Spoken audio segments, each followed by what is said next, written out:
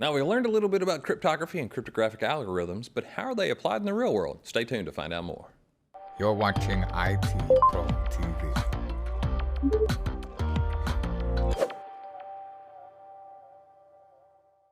Hello, everyone, and we're back with more GSEC, and in this episode, we're going to be talking about cryptography applications. Whew, that's going to get interesting, and I know we got a lot to cover, so Daniel, where are we starting? Yeah, we're going to start with VPNs, because who doesn't love a good VPN, a virtual private network? They do make our lives so great. So what I've done is I have gone out into the interwebs, found a totally free VPN, and downloaded all the stuff that I need, all the keys and configurations. It's a lot of good times. And what I'm going to show you is how that cryptography actually does its job and makes things unseeable from the naked eye. So let's jump into this computer here. I'm in our Prod 1 computer, and let me go here because I've got Firefox up and running. You'll notice I'm at example.com. This is a non-HTTPS. It doesn't use TLS or SSL to encrypt the data. All right, so all this is going through plain text. Now, if I jump over to Kali, you'll see I've got Wireshark going. I can actually start the capture. Let's do that. I just got it started so we don't have to watch me do that. Continue without saving, and there you go. You see it's capturing data right now. If I back over here and I start refreshing this over and over and over again, so that way I can find this kind of information easily. It's continually asking for example.com. Come back over here, we'll stop our capture, and then I can look through and look for some HTTP requests, which hopefully I can see because we should be on the same network. I could, I guess, go by protocol. Let's see here. There's UDP. It's going to be, whoa, I don't think I passed it. Nope, that's TCP. But, yeah, there we go. That looks like it right there. Let's follow that stream. Just right-click and follow TCP stream. And there you go. You're seeing, right, we're getting example.com right here. I'm seeing all this stuff in plain text. We don't like that anymore, right? That's an insecure thing for us to do. So what can we do? Well, I can use a VPN, and now somebody on the network would not be able to sniff this traffic out. It should show up as encrypted. So let's close this. We've already stopped our capture. Let's go back over there. Let's connect to a VPN, and then see what happens as we surf over and over again to example.com. See what that data looks like. So let's jump back up to our terminal here. And what I've done is I'm in downloads. If I do an ls, you'll see I have downloaded the OVPN configuration files. I'm going to use this one right here, which is VPN book-us1-TCP80. That lets me know that's going to be on port 80, which is the standard port for HTTP traffic. So anything that's what I want to connect with. We can even look at that really quickly just to kind of show you the encryption behind the scenes there. If I cat VPN book US, I think it's TCP 80, there we go. And you're starting to see there's a private key. This is what a private key looks like. This is that asymmetric key encryption that Justin was talking about. We're seeing more. This is a certificate. So if it's using certificates, it can use that. And then there's some configuration information that's right all through here. This is for the actual OpenVPN clients to be able to negotiate correctly. But if we run this correctly, which is just to open VPN, and then this is VPN, what was the name of that? I can never remember, ls that thing. VPN book. Open VPN, and then just give it the name of the configuration file I want to use, which is VPN book-us1-TCP80.ovpn. I got it. I think I got it. Fire away. It's asking for a username and password, which I need to provide, which the site does provide for you.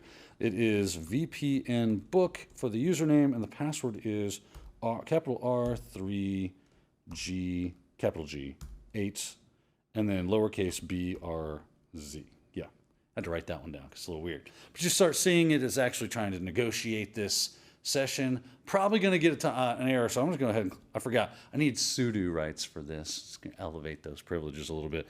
So I'll just do sudo, and then do exclamation, exclamation, or bang, bang.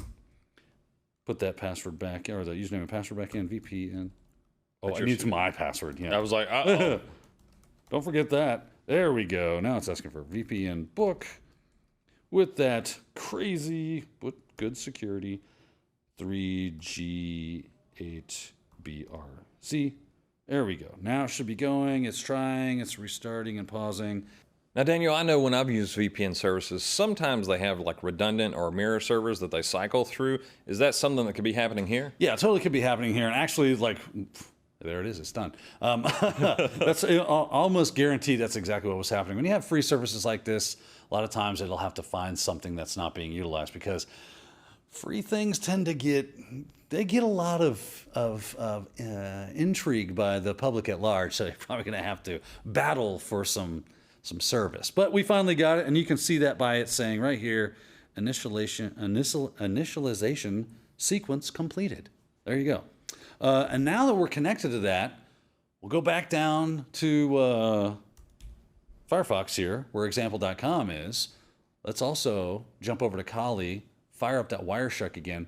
We'll start doing this all over again and see what happens, okay? So let's clear this. And this time we'll start, continue without saving. Go, Wireshark, go. And now we will start to refresh. You'll notice it takes a little bit longer because we're running through that VPN. And depending on how much utilization that VPN server is experiencing, and we are doing encryption. We're doing a lot of things now. And the reason I'm just refreshing is this, so it makes it easy for me to find this in Wireshark. Hopefully that's enough for us there. There we go. Let's jump back over to Wireshark. Stop that capture. And now let's look for, let's search by protocol again. Oh, there we go. That looks like the right thing because there is 10.0.12.81, which is that prod 1 server. Right click again, and this time follow TCP stream. Oh, now look at that. That does not look... Justin, can you read that for us? No. No. Nope. No. That period, Yeah. O, caret, period, U, period. Yeah, nothing. Care to venture a guess on why that looks like that now? VPN encryption? Encryption. There it is. Happening. It's wonderful. We love it. It's great.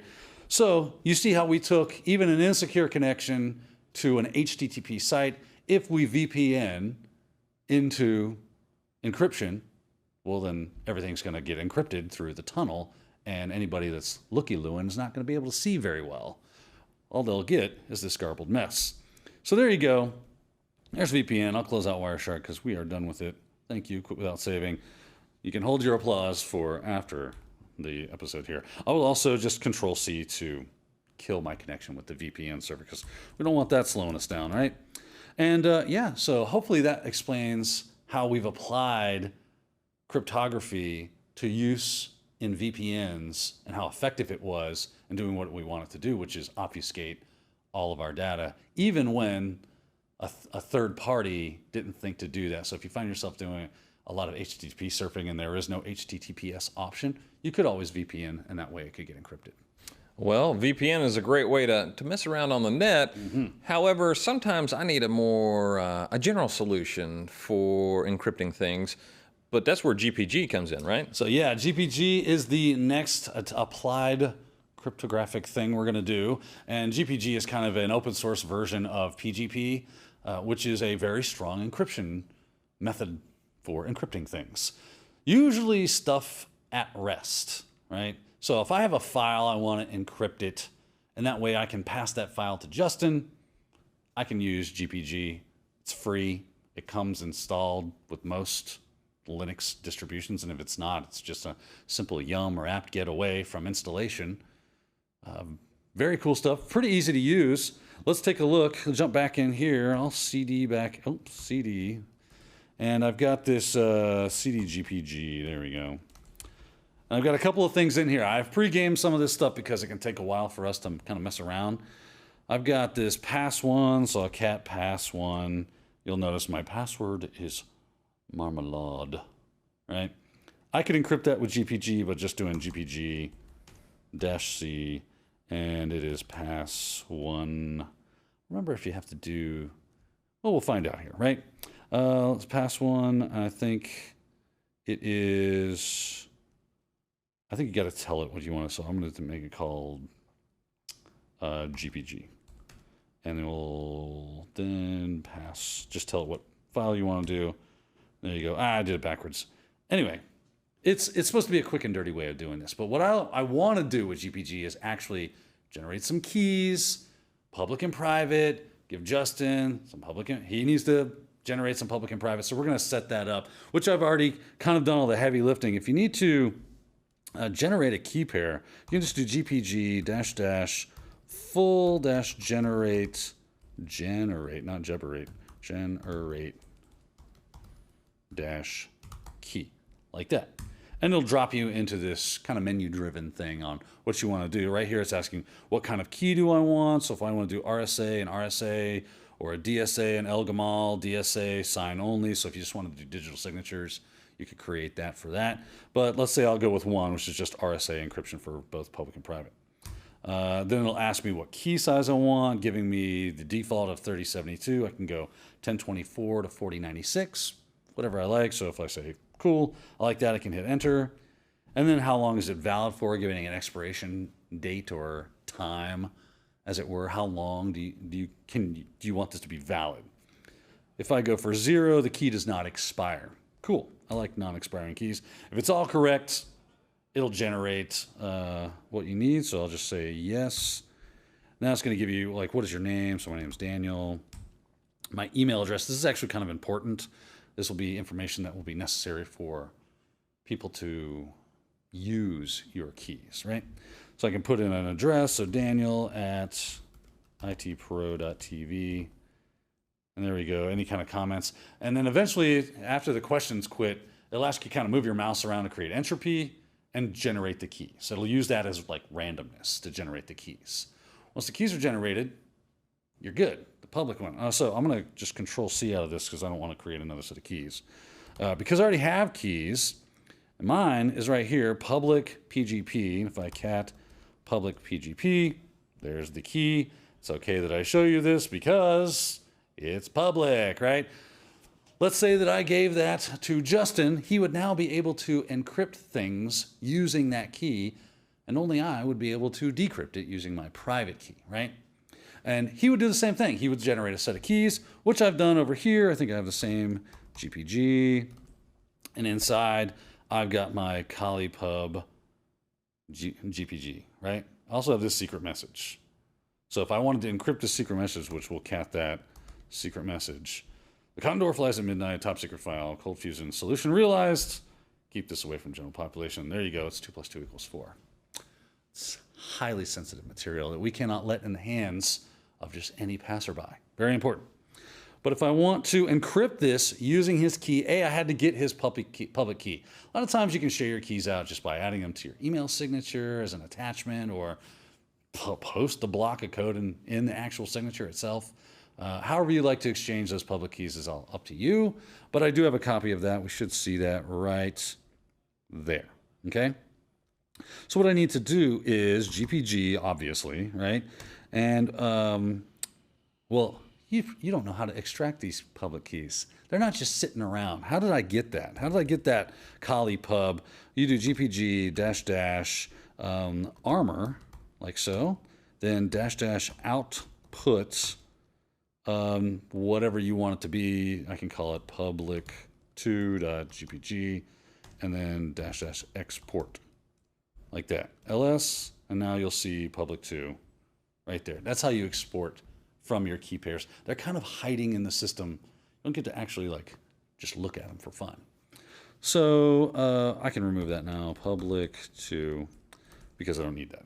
All right, that's how you extract the key. Next thing we do, if I need to import the key, which is an important thing, I need to import Justin's key, or the prod1 key, which is public GPG. You can do that with GPG -- I think it's just, is it armor? Import. No, it's just import. And then whatever one it is. So public GPG, there you go. It shows you that it's done, no errors, should be good. From there, we now need to encrypt that message, right? So GPG -- encrypt. I cannot spell. Encrypty. C-R-Y-P-T. There we go. And --armor -R. And then we need to tell it what public key we want to encrypt it with. This is where I was telling you that email address was very important. So I used my ITPro TV, itpro.tv.tv. So now it knows from the imported keys that I have, which one do you want to use? Well, this is the email address that's associated with the public key I would like to use. Should be good. And then tell it what you want to encrypt, which is the secret message.txt. Hit enter, and it's telling me that there is no, there's a way to set the assurance of the actual key where you have kind of verify this did come from the person it did come from. I didn't follow that step just because this is demonstration purposes. So I'm going to use this key anyway. That being done, it generates this secret message.txt.asc.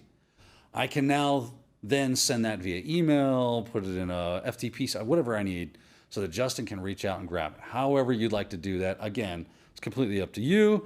Jump back over to prod, and we should see in there that we already have this secret message.asc. I've already brought it over. Again, pre-gaming some stuff for us here. And if I cat secret message, you notice I just get this jumbled mess, okay? What I want to do is decrypt that message. So guess what we're going to use? GPG, decrypt, decrypt. And then whatever it is, and we're just kind of redirect that out to a file. We'll just call it secret.txt. Here it is asking for a password. Now, this is the password that you would have set up as you created the keys themselves. You kind of see that it's letting you know, hey, I need that password you set. That was one of the steps in the questions it would have asked you as you generated the keys. So I'll put that in. And if it's correct, which I think it is, yay. Looks like it did it. And we now have secret.txt, which is right here.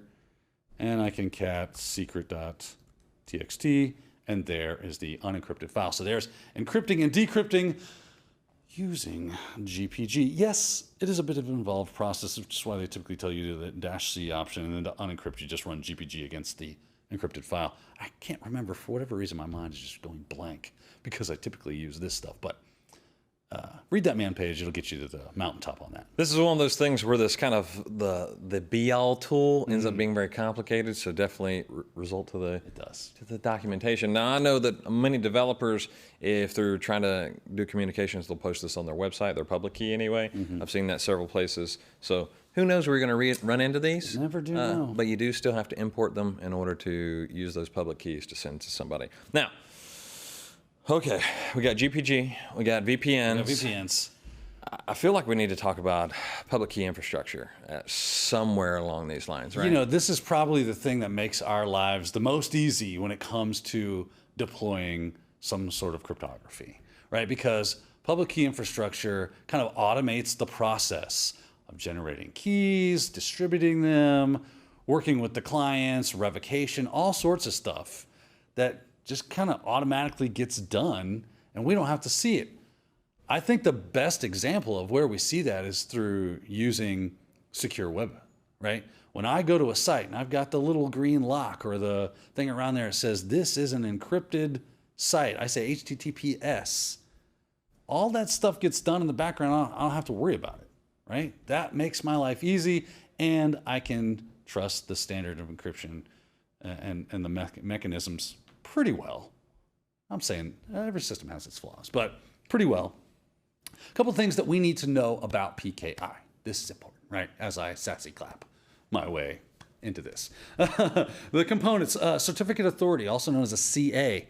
Big deal when it comes to PKI. It's kind of like the Oracle, right? Yes, I like that. It's the single source of truth, or ideally it should be a source of truth that is verifiable. Yeah. Maybe not the single one. This should be the mountaintop of our PKI, right? And what it does is it generates certificates. It can do revocation of certificates. It can do authorization verification of certificates. The whole 9 yards can happen at the CA. So that's why it's extremely important. Speaking of certificates, the standard when it comes to doing a lot of PKI is going to be X509, X.509, should I say. So if you see something about, hey, when in a PKI infrastructure, what kind of certificates are you typically dealing with? X.509 is going to be what you want to think of for the most part. There's also like a hierarchy that can be used. You've got a root CA, you've got intermediate CAs, you've got leaf CAs, and it just kind of like bleeds down into what's getting delegated to whom. Also, the registration authority, another very important piece of the PKI puzzle, and it can do a lot of things. Like it can do the verification, right? It's kind of handle some stuff. It's like an assistant to the CI. Hey, let me handle some stuff for it. Delegate down to me, and I'll work that out. It can't generate certificates, but it can pass the request along to the CA, and it knows it comes from a trusted source. So you have all that going on for you. Let's see, what else can do? It can verify certs on behalf of the CA. So again, kind of delegating some responsibility to it. And then we need to worry about the certification revocation list. This is, if you get on that list, you ain't getting nowhere, right? There's a couple of reasons why certificates might be revoked. They might have been compromised. So someone says, hey, revoke those keys, and the admin goes and does it. It could be that the date, it has expired. It's no longer useful. You got to generate some new keys. So those things happen. Processes for SSL via PKI. So how does SSL do this? Well, the web browser will actually, the web server will respond to a request for a secure site by generating a unique symmetric key, right? Is it asymmetric? I'm sorry, got to get those asymmetrics and symmetrics. A unique asymmetric key pair, right? And then what does it do? It is going to send that to the browser, right? Yes. And then the browser will generate I got to keep the symmetrics in line. So I've got big bold things. There's too many like find the queen shenanigans. There is. This can get tricky, so keep it straight up here. And if you have to write it down, by God, write it down. So it encrypts that key pair, the browser that is. Once it receives that key pair, or the public key, not the pair, just the public key. It encrypts that with a freshly generated symmetric key. Right? Am I on the right track here? So I think you actually got those reversed. So see, it's the stinking symmetric. So it's the symmetric key. So it generates a symmetric key, and then it encrypts the symmetric key with the public key. Sends that down to the browser. The browser then is able to decrypt it to create a session using the private asymmetric key. You've done this before. A little bit. A couple times. A little bit. That's why he's on the show with me. I don't work with PKI as much. Now, with that said, because it's wicked difficult. It is to understand the process. If we had to do this manually, we would be toast. How much wrong we? Yeah. So you know where this comes? Like I get sweaty. IoT devices when you're trying to make sure that you have secure connections between all these devices, because this runs like you have a single thing going. Here's a certificate here. Hold this. Well, who are you? What are you? Man, it's. I'm getting, and I'm tired just thinking about that. Pass out. Yeah, but this is very important for, I tell you what, I've got, like working here, I've got to where, I'm not sending your contact form. You don't have HTTPS, sorry. Right. So if you're not using this, but it's just an idea of how this stuff should work. It's not like we're going to hold you to the fire on, hey, if you don't know each step. So what do we have? Step 1, sends a copy of a unique asymmetric public key to the web browser, right? Then the web browser generates a symmetric session key, encrypts the session key with the public key, right? Sends that back. The server decrypts it using its private key. Now you have a secure infrastructure in which to have two-way traffic. And it kind of makes sense. So if you just step back and go, I need to exchange keys. Which one's better for exchanging keys? Asymmetric. Right?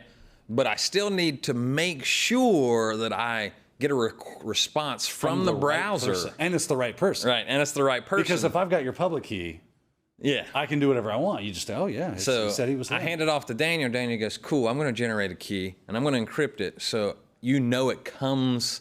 Right. And who's the only person that can decrypt that key? Is the person that it's meant for. That's it. So, which is the server. That's why you have a combination of symmetric and asymmetric, is you're leveraging together. You're leveraging the good parts of each one. That's it. I mean, they're both for confidentiality, but there's just like shuck and jive. It's that you only have a to- couple of steps, but it's easy to get them twisted around your head, Yep. as you saw, because of the whole idea. But once you set yourself down, square yourself away, get that together and straight in your head, you should be fine with that stuff. And Daniel, I say these are kind of the top 3 where we see cryptography applied in most everyday lives for people. Is this the exhaustive one? No. There's places all over. I had to set up like encrypted emails so everything was encrypted. SSH. Yeah. Right? I had to do a bunch of other things. Yep. But this will get you started, so definitely take a look here. But Daniel, I'm looking at the clock. We're way out of time. We've blown it. So we're going to go ahead and get out of here. We'll see you next time. So signing off for IT Pro TV, I've been your host, Justin Dennison. I'm Daniel Lowry. And we'll see you next time. Thank you for watching IT Pro TV.